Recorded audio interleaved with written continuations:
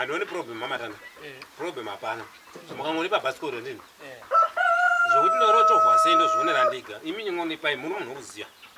Habi tingakunyemera wakachonga muno munhu anozikana muno munharaunda. Wazima ndiri moda urigadzira. Gadzira. Padhuze pama simba. Ndangomanya.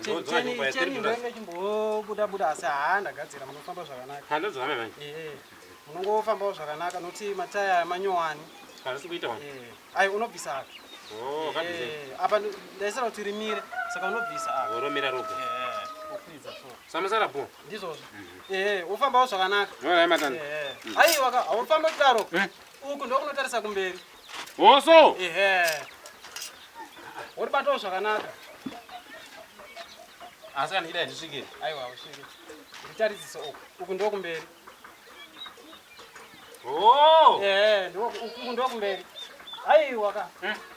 Wana wada kundipazira dhora rangu niwana andikasa manje. Iyo uri kuenda kupi? Apa ndaenda kudini. Ai wona. Ndauri kuonesa. Pachongo. Ndauri tase udini kwangu. Wachatoniraira bhasikoro rangu. Varipasa ndenda newe. Nero. Ora. Hawo. Wenda manje. Wokurumidza kudzoka. Alright wamatanda. Ndozomanya kubasa naro. Alright wamatanda.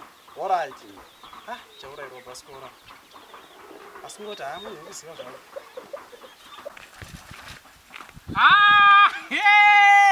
Mwana wakotete. Bata. Arina mabreak. Arama break ere. Kutobatirana. Kuri sei?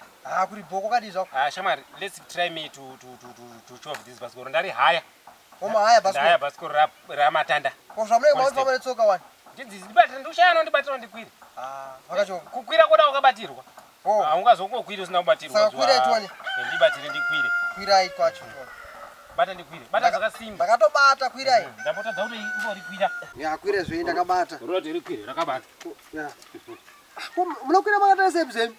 Komura makataisa. Munogara baskoro. Rakabata zvongakwira usina kutasa kumunhu akabata ere. Munogara baskoro ere. Ndotanga nhasi. Kumotanga nhasi mai munochovha baskoro makataisa. Ndatini. Ndochovha sei manje zvino? Ndoita sewa. Kumutova makataisa mberi zvamuda kuenda. Ndoenda uko. Kusama makatarisa kupi. Sanda kwira rakatarisa kusiriko. Makwira makatarisa kusiriko motarisa mberi kwamunoenda. Ndamburuke ndikwire futi. Wamochovha baskoro ere. Handisati. Ndozaina kuti ndokwira izvi. Wakachonga. Ubata. Kwira itwani. Munochovha makakwira muchovhika nemaoko. Ndazviona zvinhu chese choda kuchovha chakakwira. Ndanyatso kukwira ndicho. Wabata? Kwirai. Ndokwira hangu. Kwirai ndakabata. Mira ndimuruka ndimaseka. Ndakwira. Koma ndochovha baba. Basikoro rokwirika. Nguva dzese dzari mwana arikwirika. Ina kapi wala niko baskoro. Na matanda gossip. Muchiti muri kuenda. Mira ndirikwire futi. Kwira wamokwira futi. Ndiye zvokukwira munozvida chaizvo. Avo musingagoni futi kuchovha kwacho. Ndokwira? One more time. Chovha itwani. Mira ndakwira. Mira famba iwe. Chovha itoenda. Roi baskoro rakachonge. Baskoro ndiende. Mira. Kudona wani. Dzoka nebhasikoro rangu. Dzoka na paponakidza. Rara kunakidza dzoka na. Rara kunakidza. Rara kunakidza. Raposa randinakidza.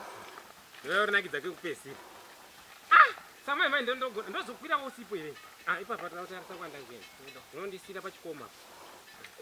Ndozorikwira usipo ere. Mwadogora munokwira. Uri Travis, nditi. Ya. Roi baskoro. Zane msako.